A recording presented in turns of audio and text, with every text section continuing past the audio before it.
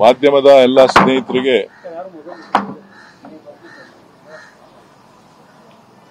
ಮುಖಾಂತರ ನನ್ನ ಕ್ಷೇತ್ರದ ಮತದಾರರಿಗೆ ಧನ್ಯವಾದಗಳನ್ನು ಸಲ್ಲಿಸ್ತೇನೆ. ನನಗೆ ಈ ಕ್ಷೇತ್ರದಲ್ಲಿ 3 ಬಾರಿ ಲೋಕಸಭಾ ಸದಸ್ಯನಾಗಿ ಕೆಲಸ ಮಾಡಲಿಕ್ಕೆ ಅವಕಾಶವನ್ನ ಒದಗಿಸಿಕೊಟ್ಟಿದ್ರಿ.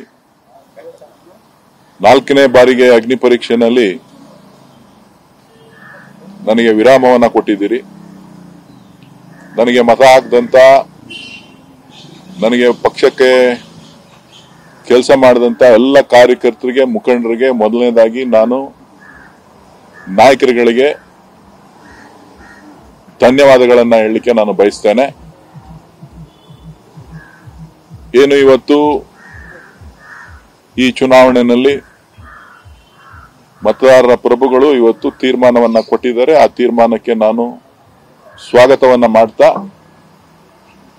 ಡಾಕ್ಟರ್ ಮಂಜುನಾಥ್ ರವರಿಗೆ ಅಭಿನಂದನೆಗಳನ್ನ ಸಲ್ಲಿಸ್ತೇನೆ. ಪಕ್ಷ ಕೂಡ ನನಗೆ ಜವಾಬ್ದಾರಿಯನ್ನ ಕೊಟ್ಟು ಒಂದು ಅವಕಾಶವನ್ನ ಕೊಟ್ಟಿತ್ತು.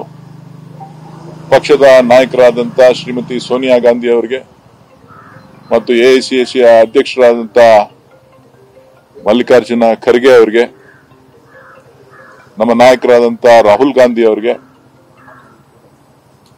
ಮತ್ತು ಮಾನ್ಯ ಮುಖ್ಯಮಂತ್ರಿಗಳಾದಂಥ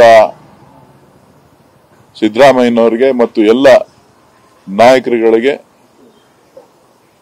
ವಿಶೇಷವಾಗಿ ನಾನು ಧನ್ಯವಾದಗಳನ್ನು ತಿಳಿಸ್ತಾ, ಇವತ್ತು ಏನು ಮತದಾರ ತೀರ್ಪು ಕೊಟ್ಟಿದ್ದಾರೆ, ಆ ತೀರ್ಪಿಗೆ ನಾನು ತಲೆಬಾಗಿದ್ದೇನೆ.